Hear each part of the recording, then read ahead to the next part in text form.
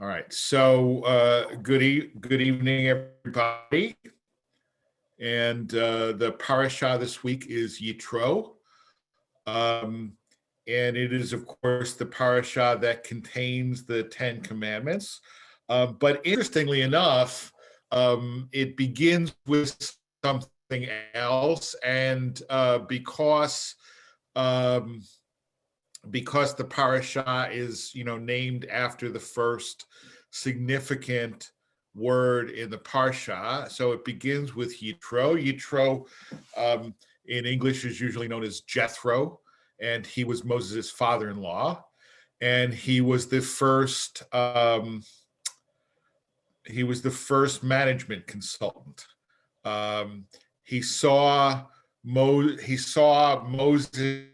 sitting all day in a long line of people waiting to talk to him. And he asked Moses, what are you doing? And Moses says, well, people have disputes, they have disagreements, and I have to judge them. And Yitro says, lo tov, right? No good. And interestingly, his argument is that it's bad for both parties. It's bad for Moses because you're going to wear yourself out, but it's also bad for all the litigants who are coming before you because they have to waste so much time, waiting online to get to see you, right? And justice delayed is justice denied. So he says what you need to do is pick like sub judges under you, and he lays out the qualifications. They should be honest people who don't take bribes and hate ill-gotten gains, and they'll judge the people. And then if there's a case that's too difficult for them, it'll go up to you. So he set up like an appellate branch as well. And interestingly, I'll just mention this quickly. Kelly and I have been watching the HBO series The Wire. I don't know how many of you have seen it, but it's a really good series. It's a cop series, I guess, set in Baltimore. And last night we were watching an episode during the mayor election, and a black minister quotes this exact business. He says, this week we read Exodus 18:1, and he goes through all those qualifications. And it was a brilliant use of that text. But the Rashi material that I have brought is from a later part beginning with chapter 19. If you have an Eitz Chaim Chumash, it begins on page 436. You have a different Chumash. I don't know, if you have Rabbi Scroll's version or the Sansino is obviously, but it's Exodus chapter 19, verse 1, where we start.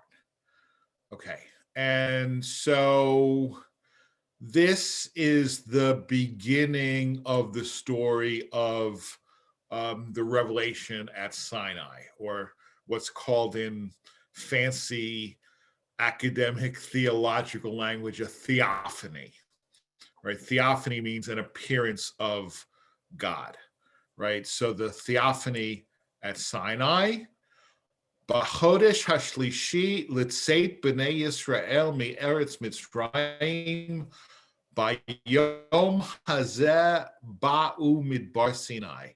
In the third month since or of the departure of the Israelites from the land of Egypt, Bayom Hazeh, on this day, they came to the desert, or they arrived at the desert of Sinai. Okay, and the thing that's interesting linguistically, right, is that it says Bayom Hazeh, right, on this day, and that's an accurate translation.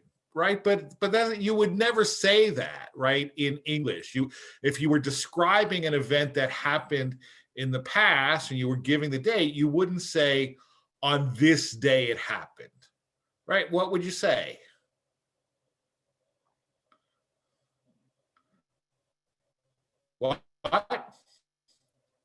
should say on that day. What would you say on that day it happened, right?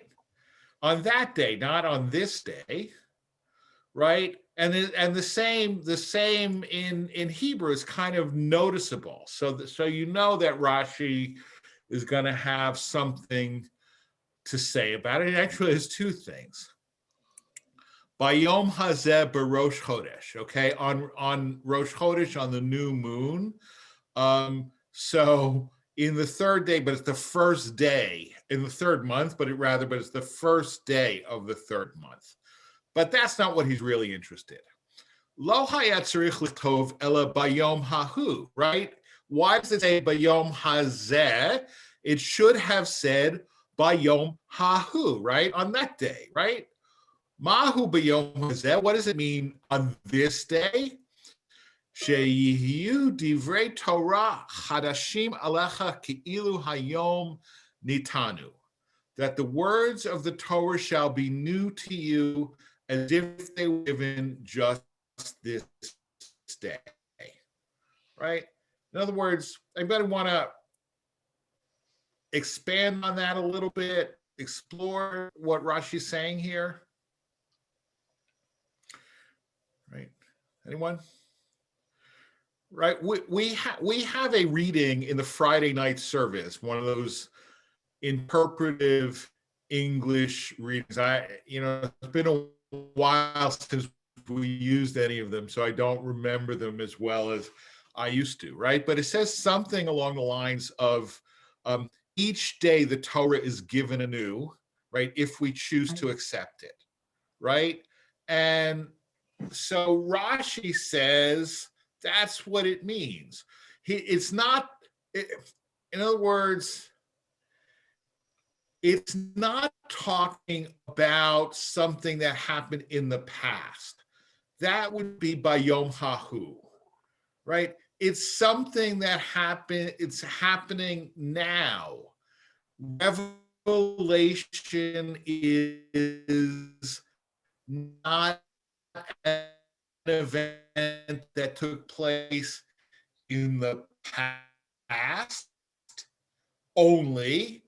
It's an event that's taking place in the present as revealed every day. I'm getting a message that my internet connection is unstable. I'm sorry about that. I hope that it won't continue. But what? Okay, go ahead. But are you able to hear and see me? Yeah. Yeah. Right. Yeah. Okay.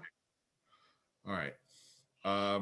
Because my seeing you is a little bit like the old flickering pictures. So anyway, we'll do the best we can. But Revelation is an ongoing event, right? And I remember one of the more liberal Protestant denominations a while ago had an ad campaign along the lines of God is still speaking, right? And that's essentially what Rashi is saying with this comment, right? Mm-hmm. That God is still speaking, or at least, right, we have to make the words of the Torah new. It's not just something old. It's not something that happened in the past. Okay, so that was the first day, right? So this theophany is a process, right? So now Moshe Allah El Ha-Elohim, Moses went up to God,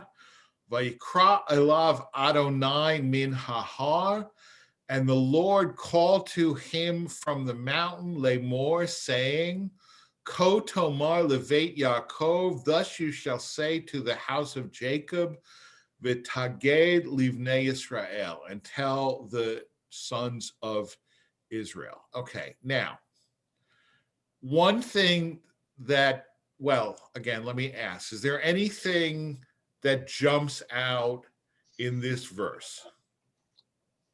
Maria? Specifically about the names of God. Rabbi Aaron, what immediately struck me is what?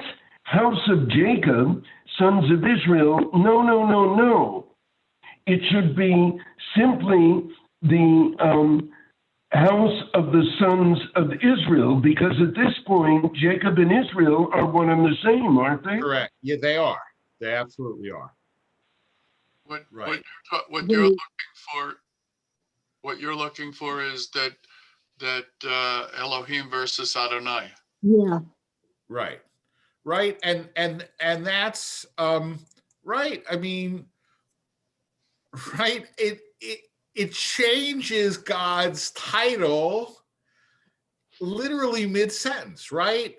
Yeah. Moses went up to Elohim and Adonai cried out to him, right? Moses went up to Elohim and Adonai cried out to him, right? And obviously, if you're like a secular academic scholar, Adonai and Elohim were originally two different deities and they got merged into one overarching Israelite God conception.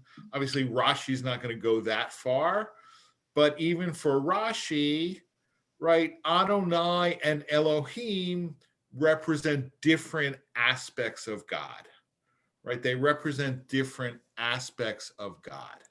Okay, so Moses ascended on the second day, and all his ascents were early in the morning, and Moses arose early in the morning.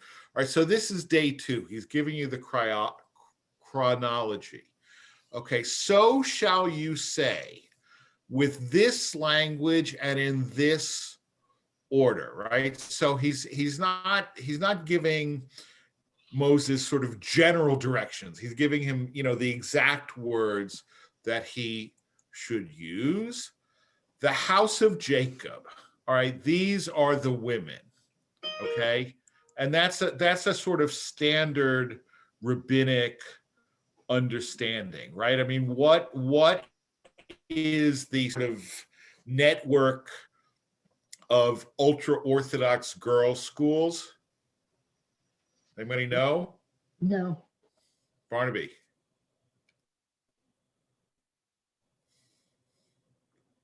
You're muted. Oh, Beis Yaakov. Beis Yaakov, right? Oh. Right? Beis Yaakov, right? I mean, it's actually the development of Beis Yaakov schools is a very interesting turning point in Jewish history. It took place just about 100 years ago, where even within the ultra-Orthodox community, they were starting to get a recognition that women needed some level of advanced education as well. And if that had to happen, then it should happen under our auspices, right? But Beit Yaakov, Beis Yaakov, Beis Yankov, however you want to pronounce it, that in rabbinic parlance refers to women, and B'nai Yisrael refers to men. Okay, so tell the nice stuff to the women, right? All the pretty stories and all of that stuff, right? But give the tough, legal, harsh material to the men. Okay. Now later on, I think if I remember correctly,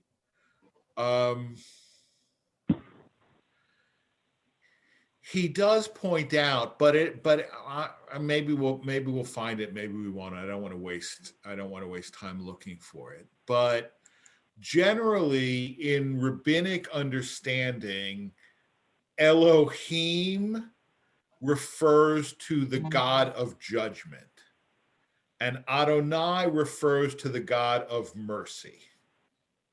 Okay, so two different, again, one God, but two different aspects of it. All right. So again, Elohim is speaking to the women and Adonai is speaking to the men, right? Because they're different aspects of God. Okay. Rashi doesn't explain that. He doesn't explain that, but he doesn't actually need to explain that, because actually in 21 he does explain it. That is to say, chapter 20, verse 1. Okay, and we may actually get to that. But actually, I mean, he does explain it, but in a certain way, he wouldn't even have to, because that's something that he can assume people know. Okay. Right? This is not Rashi's original idea whatsoever. Okay, it's something that Rashi can pretty much assume that people know. Okay. And all the people, v'ya'anu chol ha'am yachdav, v'yomru kol asher diber Adonai na'aseh, v'yashev Moshe et divrei ha'am el Adonai. All the people spoke in unison and said, all that the Lord has spoken we shall do. And Moses took the words of the people back to the Lord. Okay, so what's the problem here? Rabbi, and the problem is that God has not told the people what to do yet. Right, that's not a problem, though. That's not the problem. I mean, when I say it, I'm asking like very specifically narrow textual problem. I mean, you absolutely correctly point out that they're promising to follow commandments that they have not yet heard, right? But that, from the rabbinic perspective, is just, a worthy attribute. It's not self-evident at all, right? But the sages would say that our ancestors were so worthy and so holy that they promised to follow God's commandments even though they didn't know what they were, right? And later on, when they say na'aseh v'nishma, right, which again, like many Hebrew words, can be translated many different ways, but na'aseh v'nishma, na'aseh means we will do.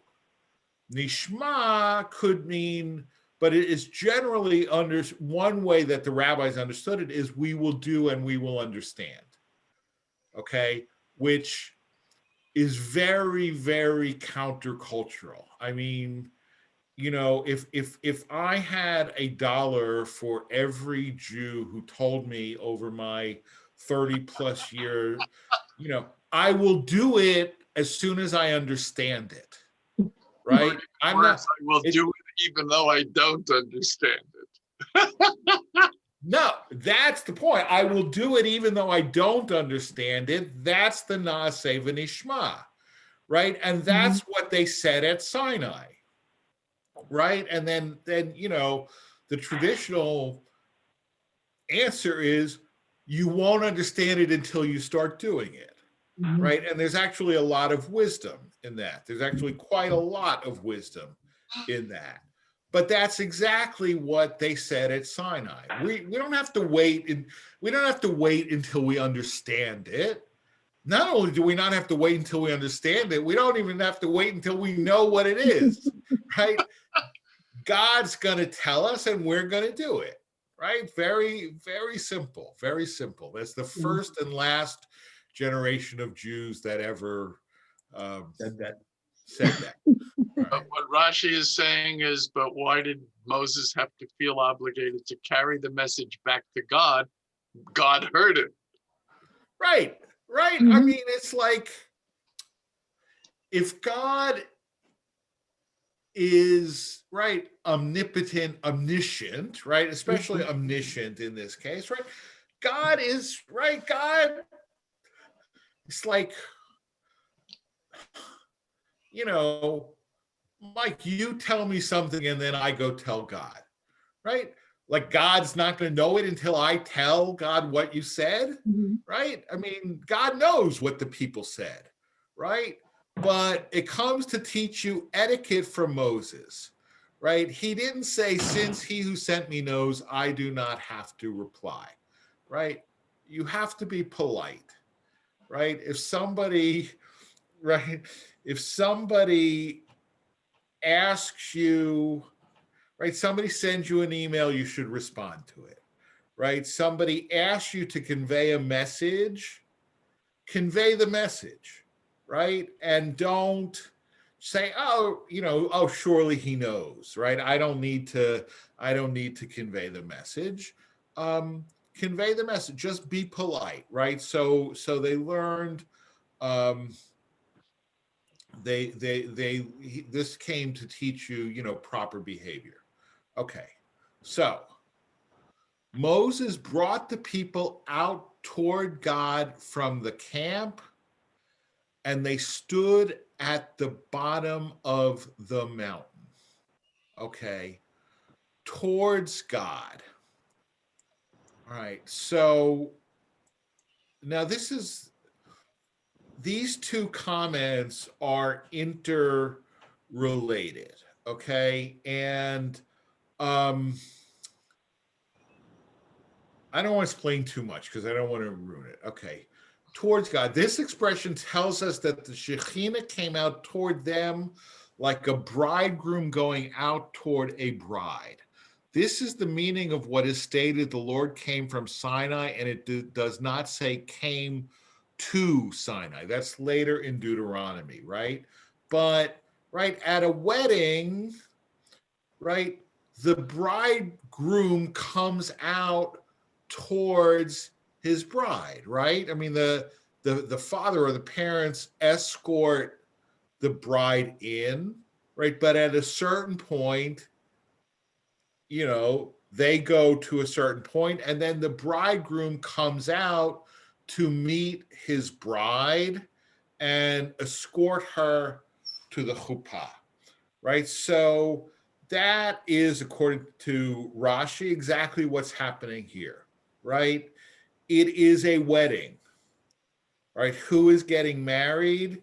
Is the people of Israel are marrying God, right? The people of Israel is the bride, God is the bridegroom, and because it's a wedding, it takes place the way a wedding should be, okay? At the bottom of the mountain, betachtit ha-har, okay? And the thing about this, the thing, all right, the thing about this is that betachtit ha-har could also be understood as meaning underneath the mountain, okay? Underneath the mountain. And so that's what Rashi is going to explain. He says, Lefi pshuto miraglei ha-har, right? According to its pshat, its simple meaning, it means that they stood at the foot of the mountain. Okay, the midrashic interpretation is, however, that the mountain was uprooted from its place and turned over them like a vat. Okay, or another, I've seen it, a bucket or whatever. In other words, they are standing underneath the mountain, right? And it's suspended over them. Now, there is so much that can be said about this image, right? I mean, there is the, in the Talmud, this is discussed at great length as perhaps even invalidating the covenant at all, because it was a contract entered into under duress, right? And one understanding of them standing under the mountain is God says, do you, right? I'm going to make you a deal you can't refuse, right? Do you accept the Torah? Oh, you don't? Right? But here, and therefore it's a contract entered into under duress and therefore not valid. And it was only, since we're coming up on Purim, under Mordechai and Esther, when they re-ratified the covenant, and at that point it became obligatory. Really? Right? Because it says towards the end of the book of Esther, Kimuva Kiblu. They established and accepted these mitzvot. All right. But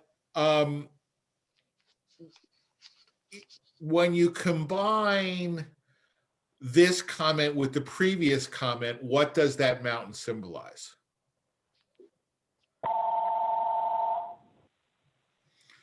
Anyone?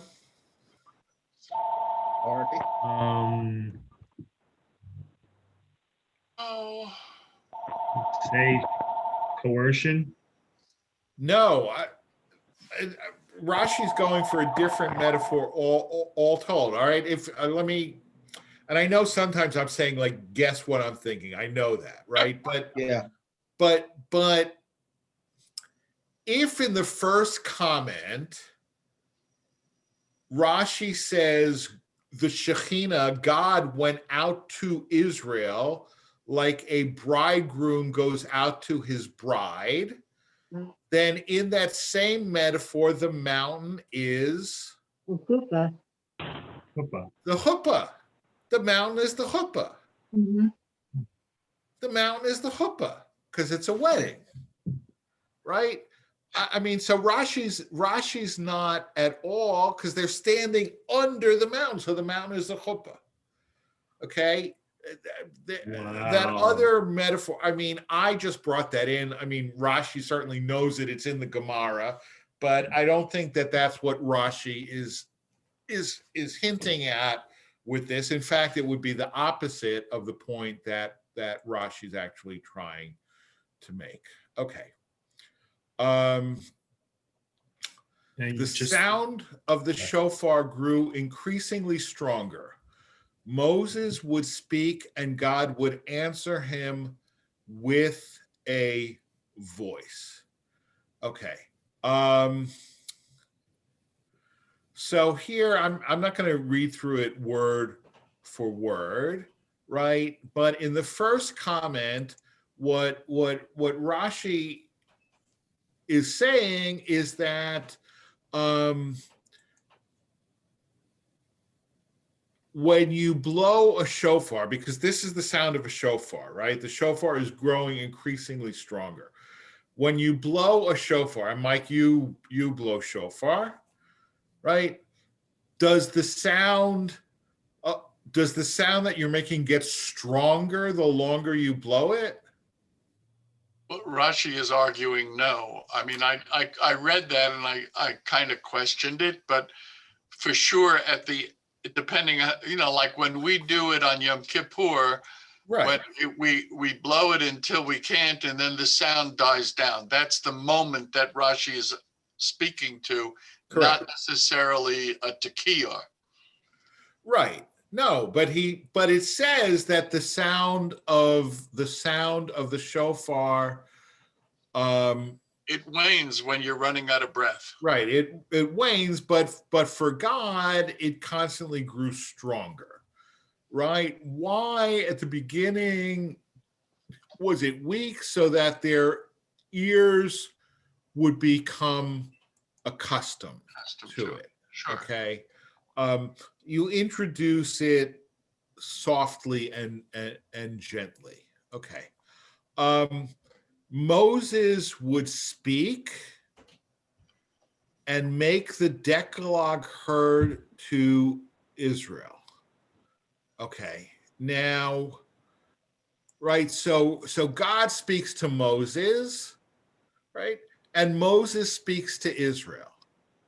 Why? Right? It's like, why? In other words, look, I will often, it happens all the time. Somebody is saying something to me, and then they say, you go ask Hazan Comrade, and then tell me what Hazan Comrade says. You ask Hazan Comrade. Right? Right? Why do I? Right? I mean, because inevitably, and I'm not just picking on Hazan Comrade, right? It could be anybody, right? But inevitably, it gets screwed up. The communication gets screwed up. Eliminate the triangles. But in Right. this case, it was that only Moses could understand what God was saying. The people heard a word, and then that was all they could figure out because it Right. was too much for them. Right. Exactly. So Moses' role is absolutely necessary because the people cannot hear. The people cannot hear what God's saying. What are they hearing? Only I am, and you shall not have. You shall not have other gods before me. Right? So, in other words,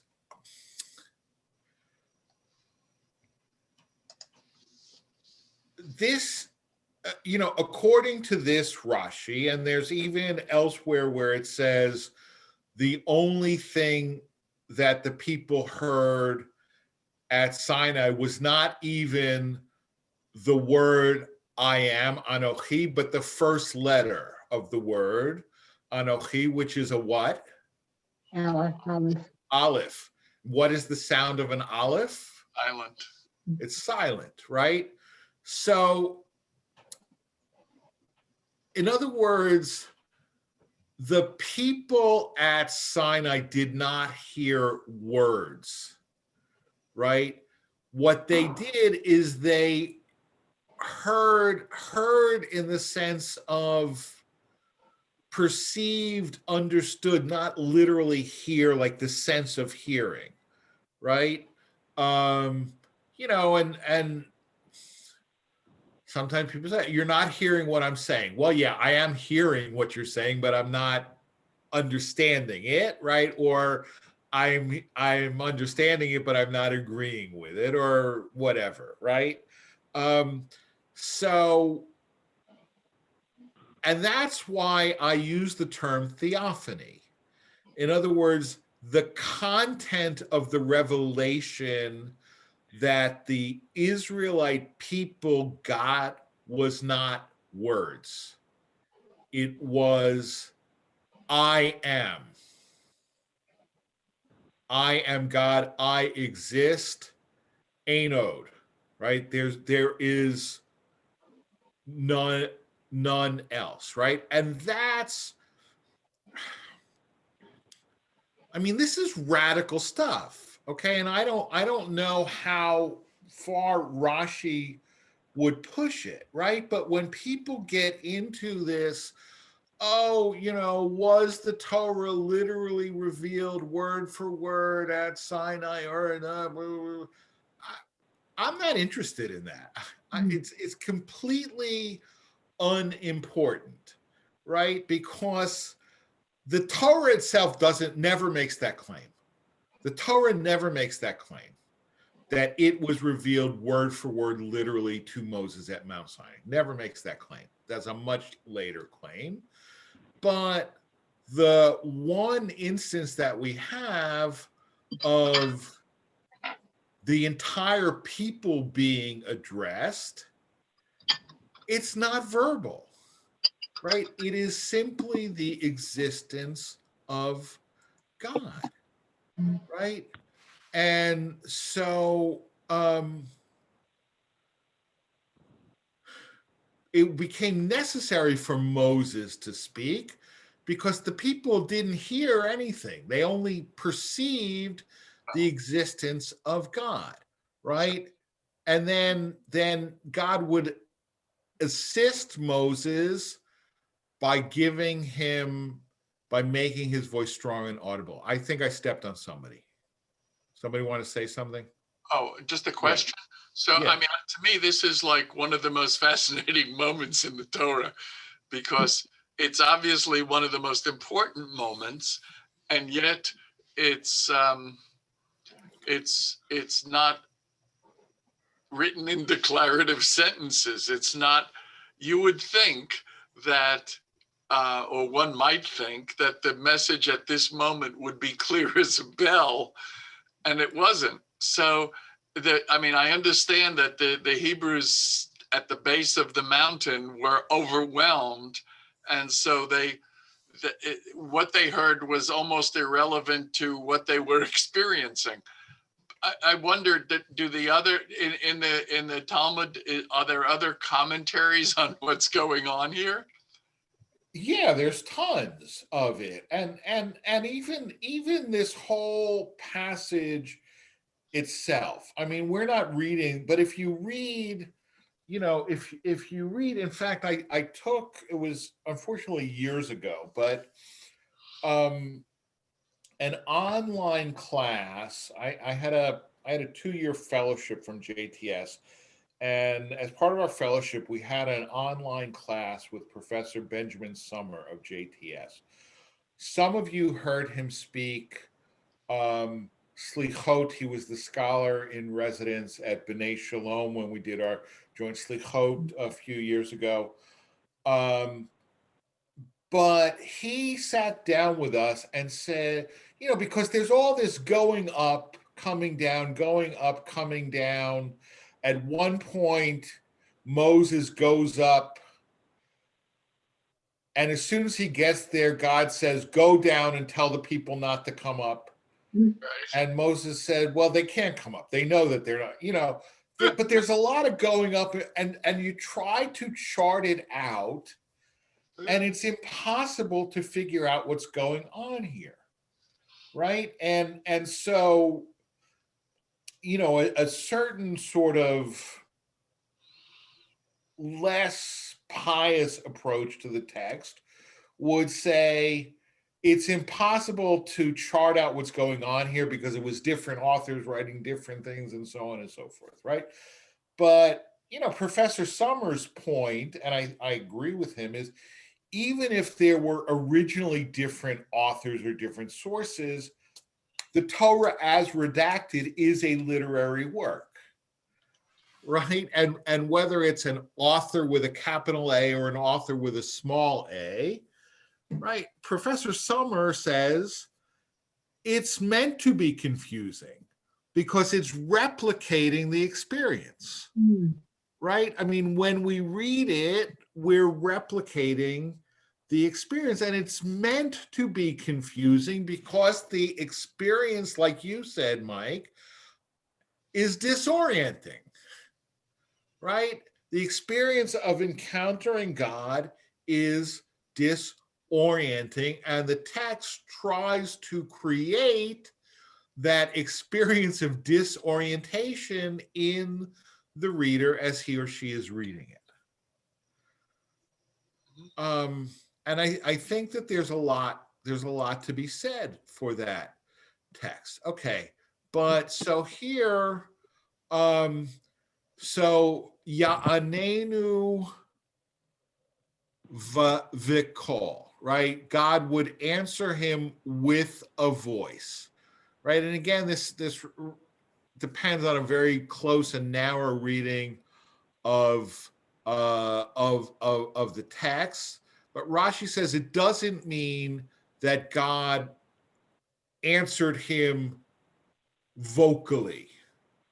It means that God provided the answer to Moses's needs by strengthening his voice, right? Because if it's one thing for God to speak audibly to 600,000 adult male Israelites plus women, children, and assorted hangers-on, right? It's quite another thing for Moses to do that, right? So in other words, God provided Moses with divine assistance to be able to do that. And the bet in Vakol does not mean with a voice, but rather concerning the voice, right? So that even, which is interesting because what Rashi is saying is that even to Moses,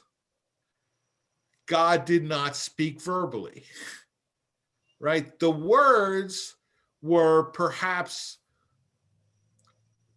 placed in Moses by God, but they're not literally God's words, right? They're Moses's words, right? I mean, Rashi is a heretic. Rashi would have been drummed out of any Orthodox yeshiva at all, because he's saying all kind. I'm being flippant here, but I think there's really something to be said for that. That the authentic Jewish tradition is much less literalistic and much less rigid than Rabbi Scroll and his compatriots would have you believe.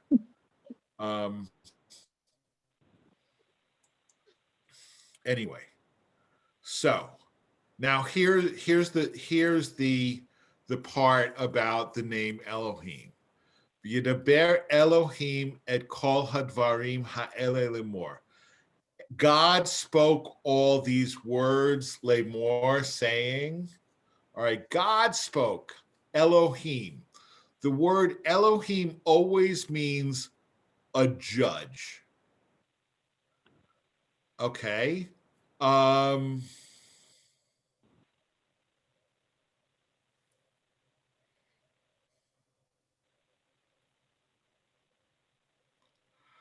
right. This name is used here because there are some sections in the Torah. If a person performs them, he receives a reward, but if not, he does not receive any punishment for them, right? Right, we know that, right? There's this whole in Leviticus, right? There's extensive sections, where you do this thing, mot yumat. You do this other thing, mot yumat, right? Right? Lots of things that you're not allowed to do upon penalty of death, right? But the 10 Commandments, right? I'm actually going to speak about this Saturday morning a little bit, right? That the 10 Commandments are not laws, right? They're not laws because what are they lacking that a law has? Or else. Or else, exactly.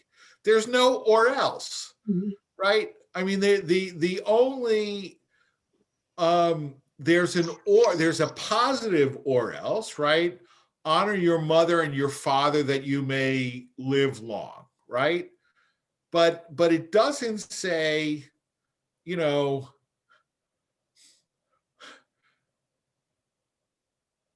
remember the Sabbath day to keep it holy, or else.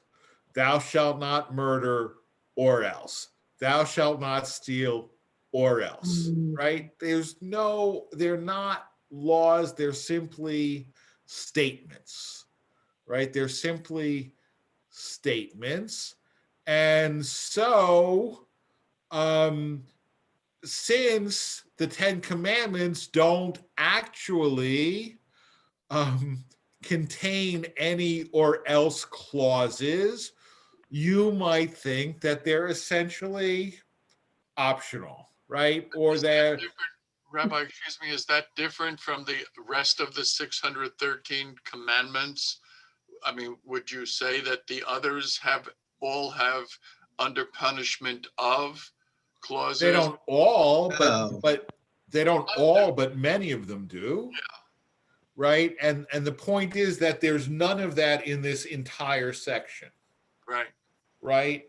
And so essentially what Rashi is saying is the term Elohim, which means God as judge, rather than Adonai, God as source of mercy, is used here so that you shouldn't think that.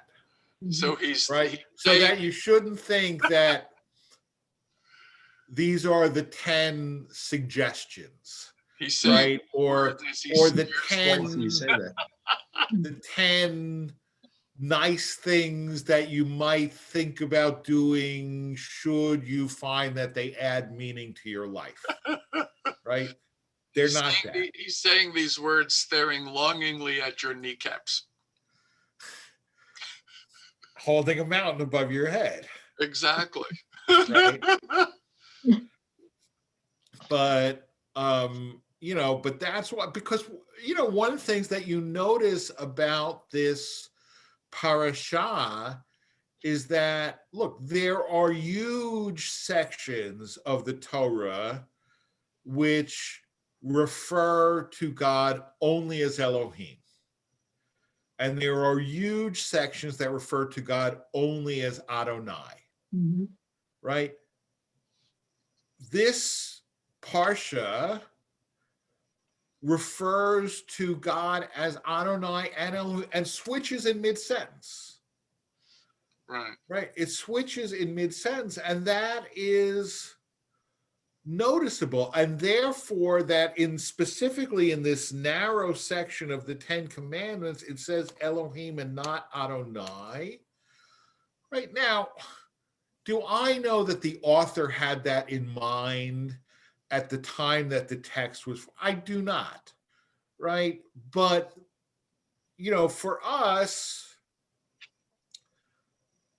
the meaning of the text is the meaning that the sages have assigned to it, right? And so for the sages, one might well think, right? There's always this phrase that appears, Talmud Lemor, all right?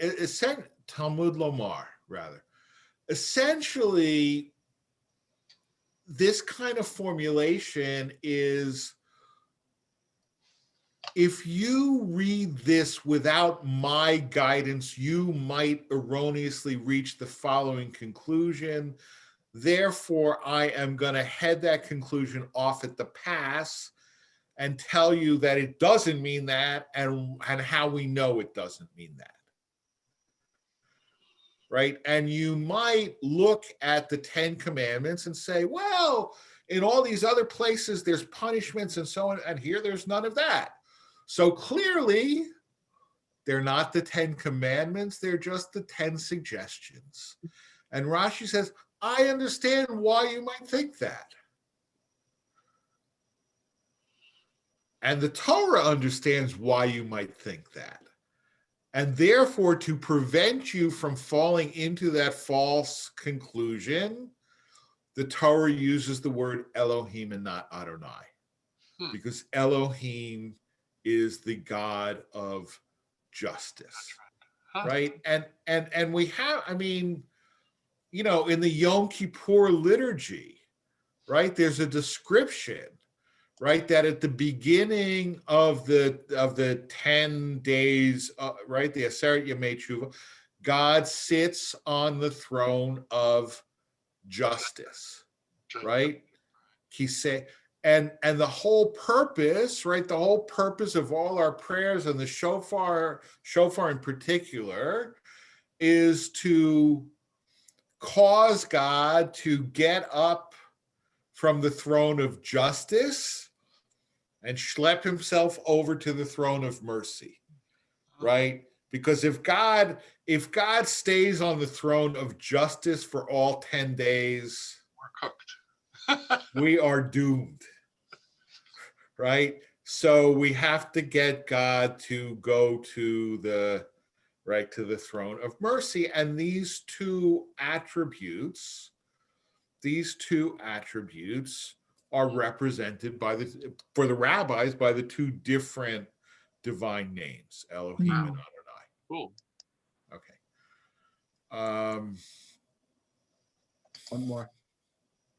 One more. Right.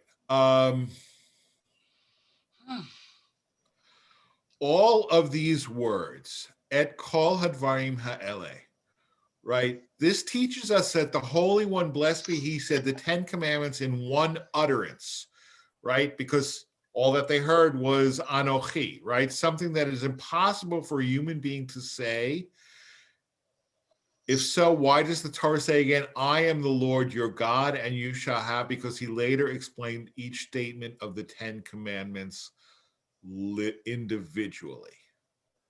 Okay, the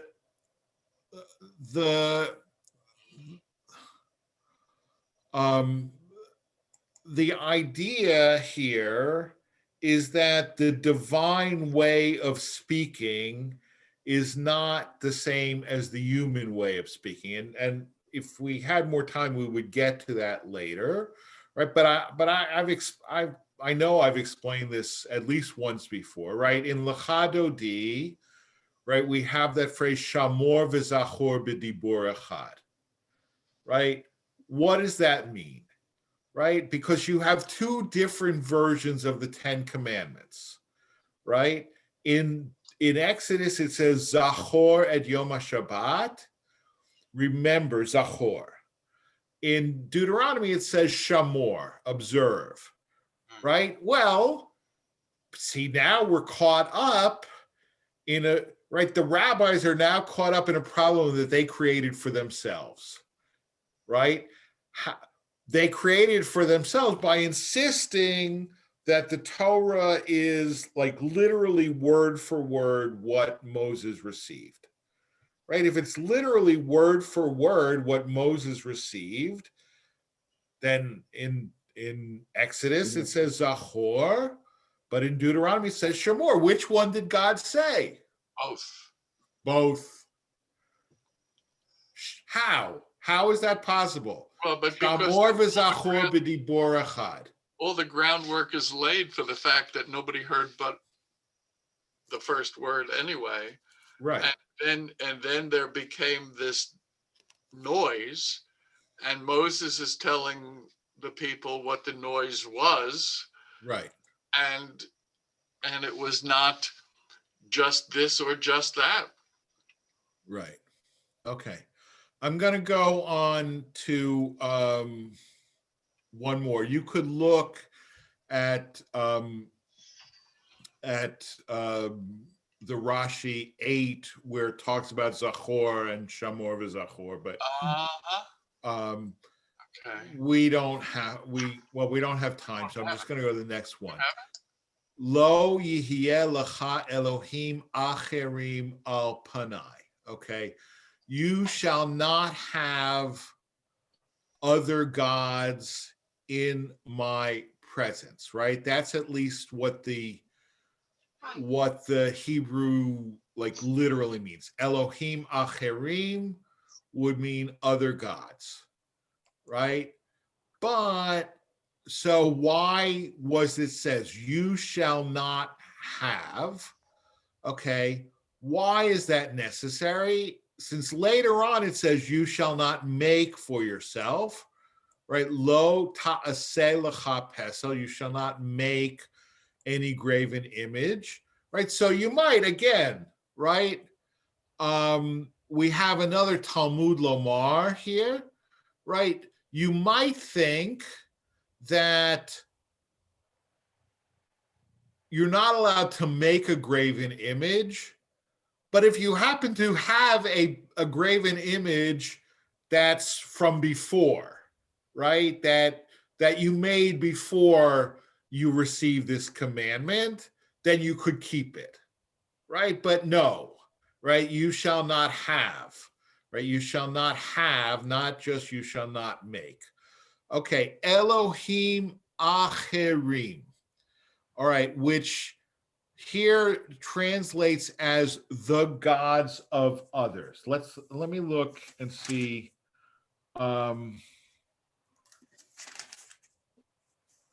What it says in the Eitz Chaim.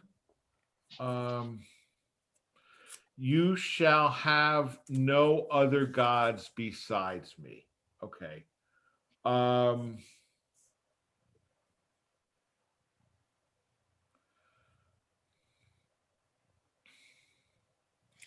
right. So the problem that Rashi has, right, is that he wants to say that what the Hebrew seems to say, you shall have no other gods, it can't really mean that, right? Because there are no other gods, right? Elohim Achirim cannot mean other gods, right? Now we know, right, that actually it can mean other gods, right? Because at the time of the Exodus, they didn't necessarily believe there were not other gods. They just didn't worship them, Mhm. right? And I think that this commandment in its original context means exactly that. Doesn't mean there are no other gods. It means you shall not worship other gods, right? In addition to God, in addition to me, right? But Rashi says, no, it can't possibly mean that. So that's why this translation is translated according to the understanding of Rashi. Elohim Acherim doesn't mean other gods, but rather the gods of others, okay? Which is grammatically impossible. Mhm. Because it wouldn't say Elohim Acherim, gods of, it would say Elohei Acherim. Mhm. Because it would be a smichut, it would be a construct form. If it meant the gods of others, it wouldn't say Elohim Acherim, it would say Elohei Acherim. Okay, so Rashi is reading. This is not a problem for Rashi, but he's reading the Hebrew in a way that's grammatically impossible. Okay, so Rashi says it doesn't mean other gods, it means that others have made them for gods over themselves. It is impossible to interpret this passage to mean gods other than I, since it is a disgrace for heaven to call them gods along with him. Okay, so it can't mean that. Alternatively, strange gods, for they are strange to their worshipers. They cry out to them, but they do not answer them, and it appears as if the god were a stranger who never knew him. In other words, alien gods. Alien gods would be a good, right, relation, but alien gods in the sense of gods who from whom their worshipers are alienated, right, and are alienated from their worshipers, right? There is no relationship between the worshiper and that God as there is between Israel and the true God. All right. Any questions or comments?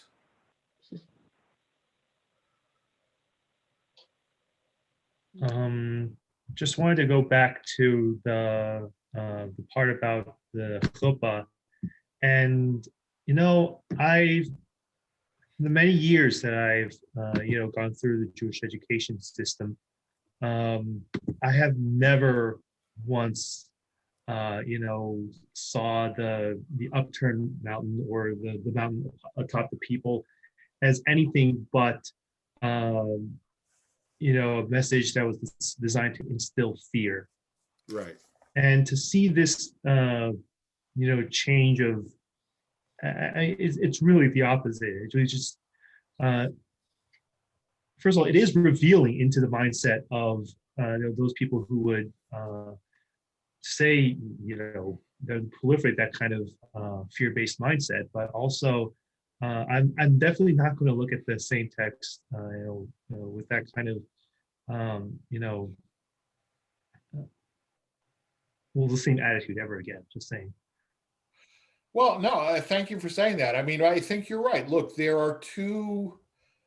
I think there are basically two different emotions that motivate religious behavior, right? Ahava and yira, right? Love and fear.